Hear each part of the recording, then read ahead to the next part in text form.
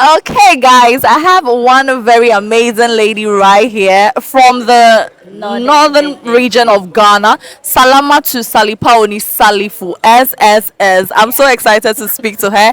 I'll have her, tell us what she does exactly, and then we'll go on.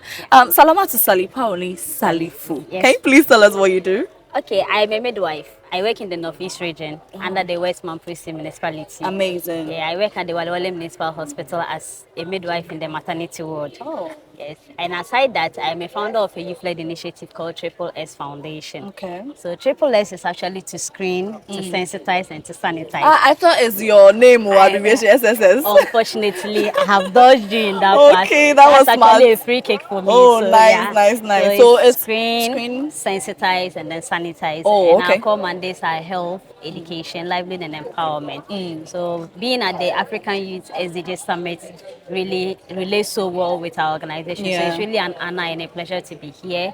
And I know with Green Future Ghana Foundation, Yes. there is going to be a lot in the pipeline for us. Because Exactly. under health, we do health screenings, we do sensitizations, and then we do vaccinations as well.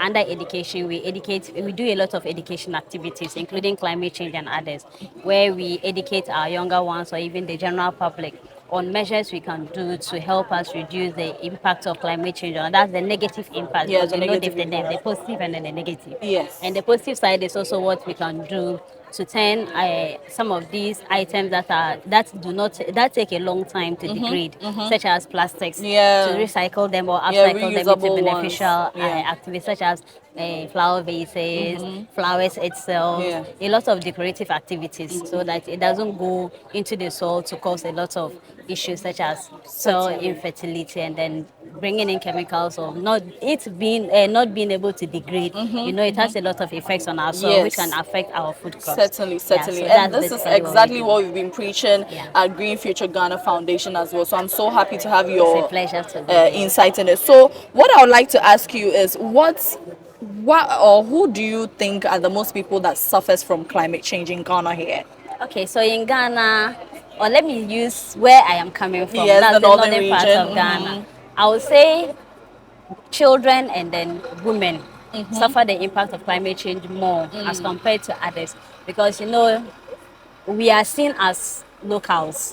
When I say locals, not the insulting part of locals, Yeah. but when it comes to our traditions and then our religions, we are seen to be the most targeted persons, because as a woman, you are a mother, Yeah. you are a wife, Yeah. you are a whole lot. So when you wake up, you have to go search for water, and if we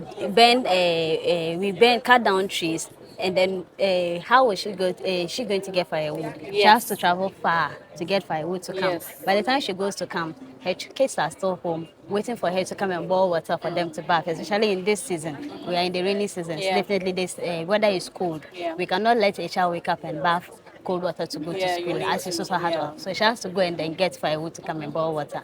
Aside that, when the sun is scorching, she's in the market, she's selling. She's the one it is affecting. So definitely when it affects the mother, it affects the child. child as Yes, well, and yeah. there are also some cases too who are the responsible ones. Also, we have to wake up early to go far in search of water. Yeah. In Northern region, we have a very big issue when it comes to water, because we have a lot of scarcity issues there. So the kids also have to get up to help in doing this. So mostly it is the women and then the kids that are That's affected more by exactly, climate and you are change. 100% right. Thank you Yeah. so much for It's a that pleasure. comprehensive It's a answer. pleasure. So thank you. We would like to collaborate with you Sure. as you stated, Any and then I day, believe anytime. it's amazing. We are going to Thank you so achieve much. amazing Thank things. you so Thank you. much. It's really an Salama honor. too. Yes. And then- We have here Miss Jessica as well, and we'd like her to tell us more about herself and what she does. Miss Jessica, you're welcome to Green Future Ghana. Thank So, you. what's your full name? Buonu Jessica Ama. Okay, okay. So, tell us what you do. Are you also from the northern region? I am studying in the Northern Region at University for Development Studies. Amazing, amazing. So, what exactly do you do there? I'm a biological science student and I'm in third year. I'm going to my fourth year in the next academic year. Amazing. That is nice. So I understand you came all the way from the Bonot region to Yes, the northern please. region to study. Yes, How please. challenging has that been? Well, it wasn't that much challenge because that's what I've always wanted to study in the north, mostly Wow. because of J.J. Rollins. I don't know if you've heard, because he was one of the people that brought UDS into Yes, yes, existence. So yes. Amazing, I was amazing. very excited when I got the You got the chance. Yes. opportunity. I'm so happy for you that you're living your dreams. So, what exactly do you do when it comes to all of this Uh, advocacy? Currently, I am a content creator, a health content creator. Okay. So that's what I would say I do currently. All right, great, amazing. So at Green Future Ghana, we are an advocacy for climate change.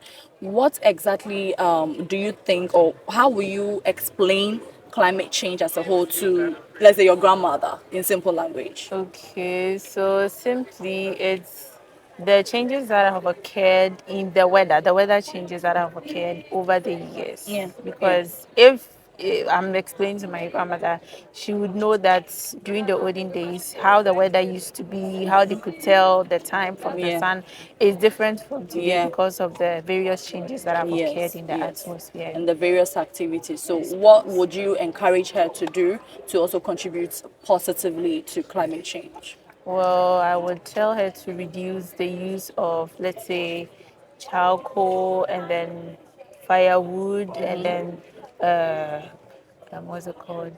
The use of things that could cause exposure of CO2, more CO2 into the atmosphere, which might lead to global warming, more global. Yes, exactly. Thank you so much for that education. I believe that whoever did not really know broad knowledge about climate change has been educated. If your grandmother is watching us right now from Miss Jessica, that is exactly what she has said, and the activities that you can do to also contribute positively. Thank you so much, Miss Jessica. We wish you Thank so you. all the best on your journey at the Northern region, okay? Thank you. All right, have a lovely guys. I am so excited to once again speak to somebody, some lovely gentleman from Zimbabwe, supporting us right here at the African Youth SDGs Summit. So I'll have him tell us about himself, what he does, and some small questions. All right. So, sir, kindly tell us about yourself and what you do.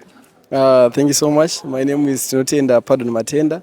I'm the Director of Learning and Impact with the African Montessori Hub, but I also happen to be the Regional Youth Representative in the Youth Board for TEDS Homes Germany, representing the African region. I'm a social worker by profession, qualified, registered, and I love young people. My work is young people, so everything that involves young people, that's where I stand. That's amazing. Thank you so much for all that you do.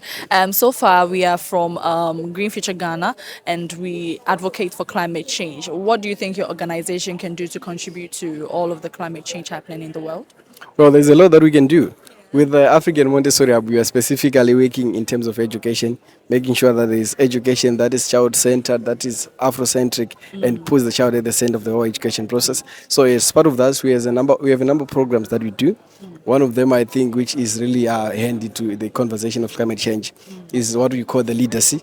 It's a leadership and diplomacy program for children and young people from the age of 9 up until the age of 18. Amazing. So I think basically what we are doing is, in as much as we are trying to bring Ubuntu and enabling them to find their African identity, our conversations also evolve around the environment and how they can then also contribute to that. If you remember earlier, the Honorable Member of Parliament Doc said that young people should not wait for the table to be created Yes, for they them. have to create They it. do not need Yeah. higher offices or anything. So that's what we are doing. We are capacitating the young people. We work around confidence, public speaking, and just the general understanding of what the sustainable development goals are. Because what we believe at AMH, we are a do tank actually. We believe in action and action and action. So in order for that action to happen, young people must be capacitated. And in order for that capacitation to happen, because I mean, Africa is at the receiving end of the impact of climate change, honestly. But then our contributions to the whole effects are very minimum. So at the end of the day, we need to really go back into our customs, because there are a lot of practices that were happening within our culture, within our traditions, that also then protected the environment. For instance, if I know from Zimbabwe, some of the communities, they had very strict regulations at community level about which trees can be cut down, which trees cannot be cut down, Yes. which animals can be hunted, which animals cannot be hunted. All of that, it's part of our culture, our tradition. But then when we sit today and you realize that actually these are things that contributed a lot to the climate change Yeah. discourse. So we are trying to reignite that, Yeah. to bring that awareness which has been lost, because most of the times our children, our young people, they want to be Western, they want to be out of the country, Yeah. they want to be somewhere else. So I think that particular aspect of education, especially with the young people, because it's easier to teach a child new child things than than an to try adult, and change yes. the ways of an Yes, old person, yes, which is a bit yes. difficult. You So are absolutely right. Thank you so much, and I'm so amazed